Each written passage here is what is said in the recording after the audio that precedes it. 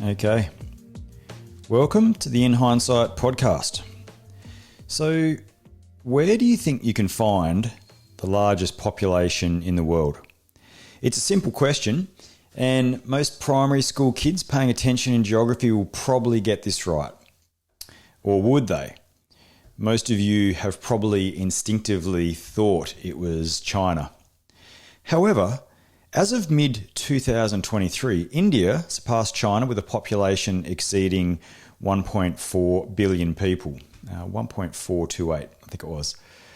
But there's actually a trick to this question, and to answer it correctly, you have to shift your perspective. So consider this. Facebook boasts around 2.9 billion monthly active users. YouTube has over 2.5 billion, and Netflix serves over 230 million subscribers throughout the world. So these digital platforms have cultivated populations. These transcend geographical boundaries, reshaping influence and also decision-making in our modern world. So what does this insight mean to us as leaders? Well, it means the world is no longer defined solely by geography, but by networks. It's defined by technology and also ever moving, as we've seen lately in America, evolving power structures, not even only around large economies and large powerful nations, but internal to some of those nations. Today, I'm going to explore how leaders can navigate this landscape of constant disruption. And I think it's probably pertinent to start with disruption is always ongoing and has been forever. We need to first understand what is disruption. So it's one of those words that gets thrown around a lot. I remember an officer back in the 90s who used to say that he was the chief disruptor at work, and I could never really work out what he exactly meant by that.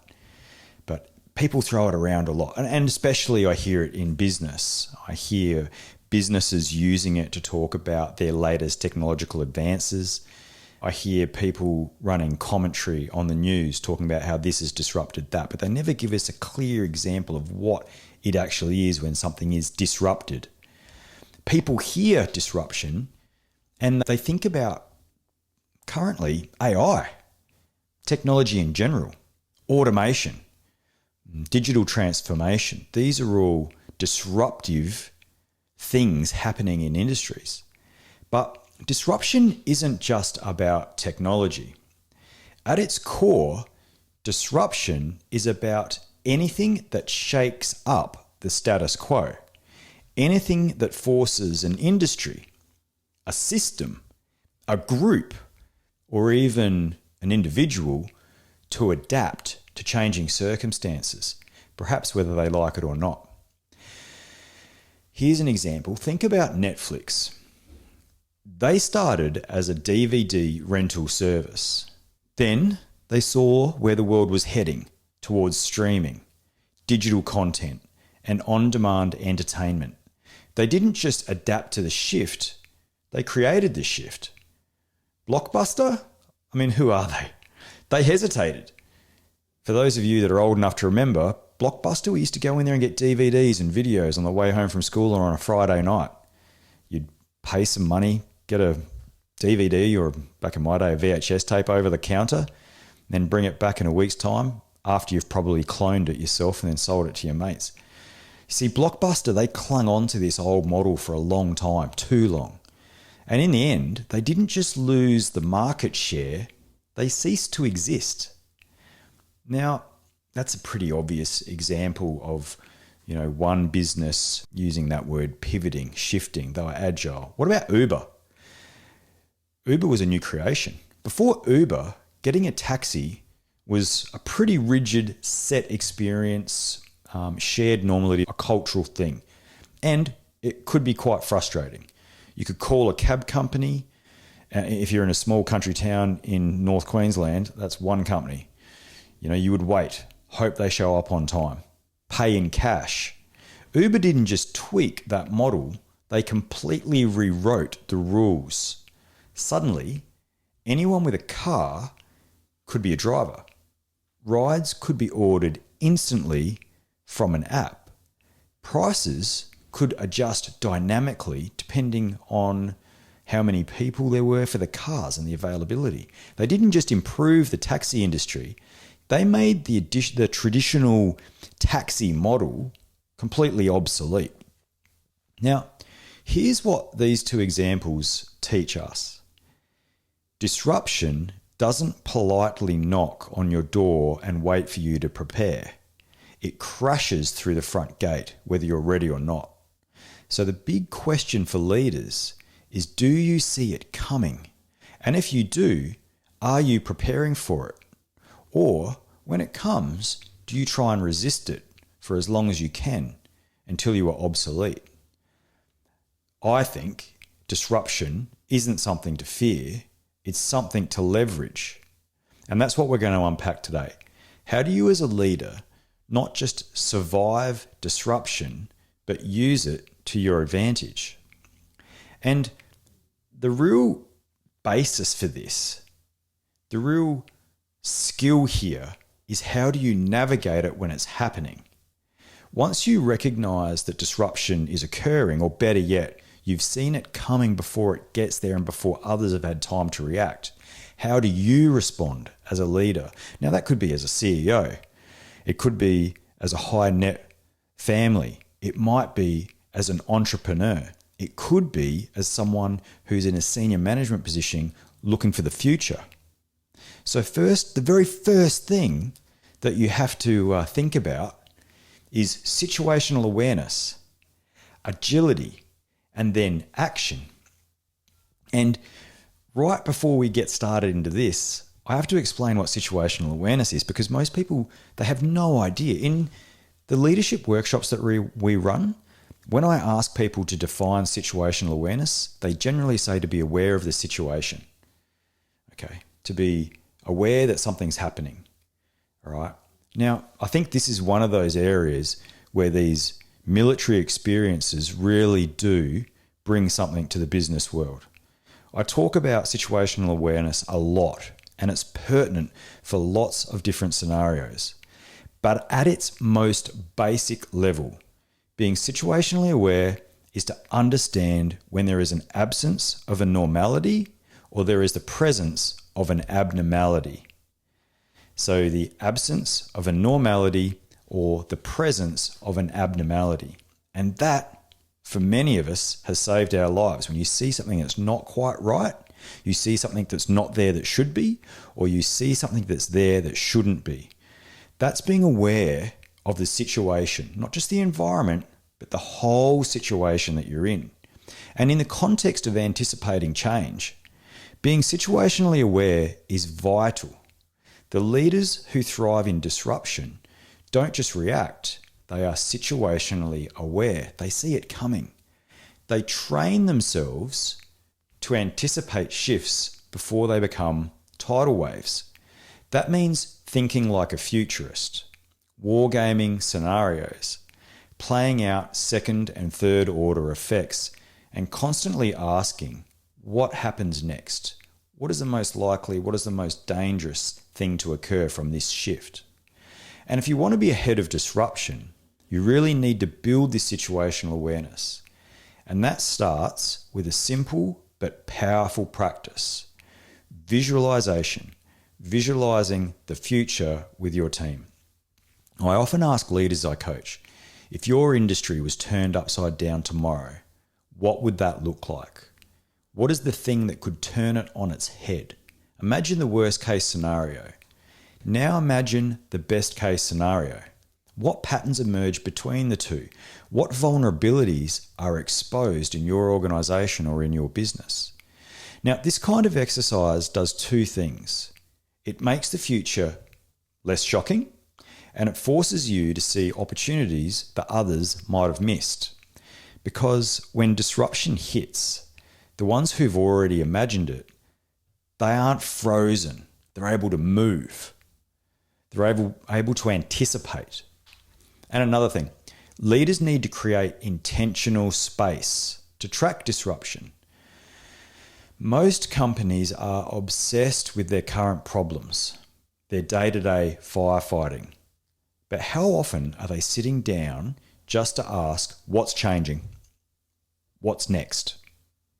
I recommend dedicated disruption meetings, maybe once a month, not to discuss the past, but to scan the horizon to see what's coming. Not just to discuss it, but to analyze what does it look like strategically for us, the business. What's shifting in technology areas? What consumer behavior will change as a result of this? What are the current global politics? What is the operating environment that these big countries are in? And what about these economies of other entities that are bigger than a country's GDP? What are they doing to consumer trends? And the best insights do often come from unexpected places. So if you're only listening to your own industry, you're probably missing the bigger picture. You're not seeing the granularity. And that's the thing about disruption. It doesn't wait for you to catch up. You either see it early or you see it too late. The next thing to think about, we've got our situational awareness. Now we need to embrace being flexible. Many businesses are not flexible. They are stuck. They are stuck in a rigid checkbox system to get stuff done. They don't look at things from multiple different angles. They certainly don't reinforce their supply chains.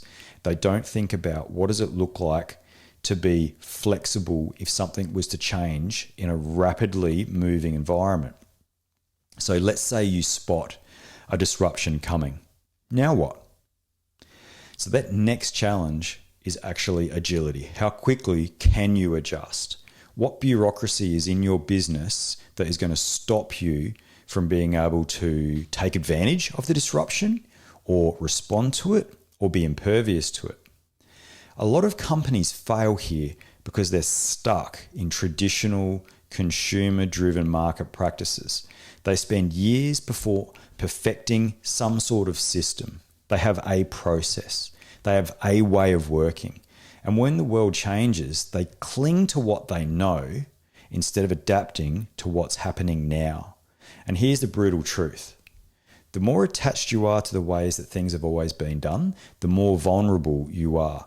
We absolutely saw this in Afghanistan. We had an adversary who was smart, they were agile, they would change their tactics depending on what we were doing.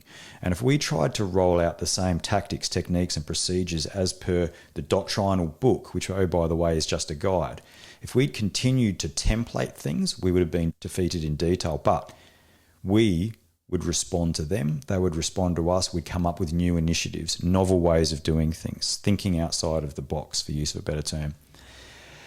That's why agility isn't just about having flexible systems.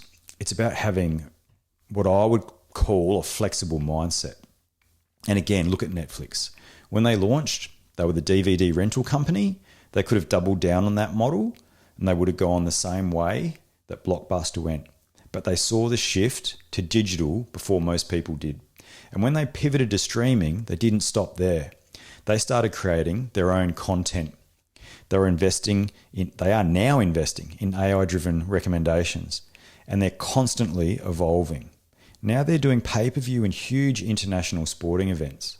Meanwhile, Blockbuster hesitated. They had the resources, the brand recognition, the market dominance, but they were too slow. And that's the lesson. Disruption doesn't kill you, hesitation does.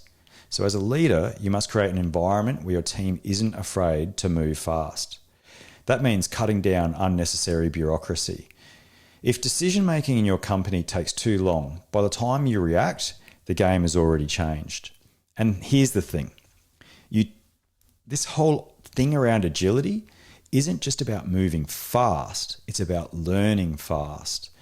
I tell the leaders who are in our workshops or my private coaching clients, I tell them all the time, fail quickly and adapt faster. If your team is afraid to experiment, if they're waiting for perfect certainty before making a move, they'll always be behind. And the companies that win in disruption are the ones that outlearn their competition. And then, so we've got situational awareness, we've got flexibility, which leads to quick decision making and agility. And then the final part is making bold moves in uncertainty. I wish that I had bought Bitcoin when I first did a master's level subject studying cryptographic currencies in 2011. I thought about buying $5,000 worth of it back then. I wouldn't be doing this podcast if I had. Anyway, so you have to make a move. And this is where a lot of leaders, they freeze, because taking action in uncertainty, it is scary. You can be making a bet on the future. What if we make the wrong move? What if we go big and we fail? But here's this thing that I think that is worth hearing. Indecision is also a decision. And yep, I made my decision back then was indecision, didn't know what to do, and ultimately it was a decision. And doing nothing is a choice. And I have to say, it's almost always the wrong one. Doing something is better than being frozen in the moment. Sometimes going big is worthwhile. Often you need to be able to have a foot in each position, but go hard on one of them if you think that you're able to capitalize, especially when it comes to being a futurist, especially when it comes to looking into the future and second guessing what's going to happen with a piece of technology or a global movement or a market. And if we look at Uber again, one of the really interesting things about the Uber, experiment was they didn't ask for permission from regulators and taxi companies to start a business. They didn't ask for permission to disrupt. They saw an opening, they made their move, and then they handled the regulatory fights as they came. And if they had waited for the perfect conditions, they wouldn't exist today. And I think this is true for disruptors. They don't sit back and wait for certainty. They act while others are hesitating. So not only will disruptions come, they might outpace your ability to jump on that wave, but they might also outpace your ability to take advantage of the disruption. So for you as a leader, it means prioritizing the right moves. Not every change that happens requires a response. The key is knowing which bets are worth making. And this comes back to strategy, understanding what aligns with your long-term vision and having the conviction to go all in when it matters. But from a strategic perspective, it's also the things that you don't do. When you've got these certain levers to pull and you realize I can do this because this market's being disrupted, I'm not going to do these other things that just slowly attrit your company. And I'd probably add to this that communication is everything. Disruption creates fear and people resist change because they don't understand it. So as a leader, your job isn't just to make the tough calls. It's also to bring your team along for the journey and get them to buy into the path you've outlined. You need to be transparent, be clear, explain why behind the moves, and as a good friend of mine, Brian, often says, clearly articulate the definition of done for your team. Because when people understand the why and what it means to them, they're more likely to buy in. So leading in disruption isn't something to fear, it's something to prepare for. If you can train yourself to see it early, move fast and act decisively, you don't just survive disruption, you can and you will turn it into your advantage. So here's my question for you. Where is disruption already happening in your world? Are you watching it unfold or are you leading the change? Because next week, we're going even deeper. We're going to be talking about VUCA, volatility, uncertainty, complexity, and ambiguity. So if you think disruption is the challenge, VUCA is the operating conditions you have to work in. But I'll show you how to navigate that too. We'll talk about that next week. So I just want to take a brief moment now to discuss the context, I wanted to draw on a story that many of you would find accessible. So let's take a trip back. This should really, I think, solidify what I mean so that you can identify if things are moving on a trajectory of let's say, disruption. Here's my example of it. Back in the 1980s, if you wanted music on the go, you had one option, the Sony Walkman. And not just any Walkman. I had the bright yellow one. It was waterproof. I think it was the Tough Walkman or something. Never actually tested whether it was waterproof or not in theory, but it definitely looked like it could survive a nuclear apocalypse. It was bright yellow, had these clips on it, really cringy headphones. And here's the thing, you didn't just carry the Walkman, you had to carry a half dozen cassette tapes everywhere with you. Or if you were really into music, which I was as a kid, you had a mixtape, which was painstakingly recorded off the radio, where you had two tape decks side by side, and you just had to wait for your favourite song to come on and then hope the DJ wouldn't ruin it by talking over the intro. And then when the tape ran out, you flipped it over and kept going. It was clunky, it was imperfect, but it was freedom. You could finally take your music anywhere with you. Van Halen on the bus on the way to working in the Campbelltown Foodland back in the late 80s. And then came the Discman, the early 90s. Suddenly we had CDs. The sound was crisp. There was no more rewinding tapes. Just skip to the track that you wanted. It was incredible. But let's be honest, the Discman was horrible for actually moving around. You'd be walking, hit a bump, suddenly the song would start skipping all over the place. If you went for a run, you had to kind of tiptoe float across the terrain. They tried to fix it. They had this anti-skip protection one that came out a few years later, but that was basically a lie. You still had to run like you were balancing a glass of vino on the end of your snout. Then the early 2000s hit and everything changed. Along came the iPod, and this was a game changer. No more tapes, no more CDs. You suddenly had 1,000 songs in your pocket. It was like magic. No one had ever seen anything like it before. Music was compressed. It was stored digitally, and you could just click a wheel and play whatever you wanted instantly. The iPod didn't just change music. It actually changed consumer behavior. There was for a brief moment the mini disc. I'm not sure if anyone remembers that. It sort of felt futuristic, small, digital, portable, but it never really took off. It was like the Betamax of music formats. It was better in some ways, but completely outpaced by something more convenient. Then, the late 2000s, music stopped being about ownership. The iPhone killed the iPod because suddenly your music lived in your phone. And right on its heels came streaming. Spotify, Apple Music. Why bother carrying around songs at all when you could just stream everything instantly? And now I have my own personal DJ in Spotify who picks music based on my activity and mood.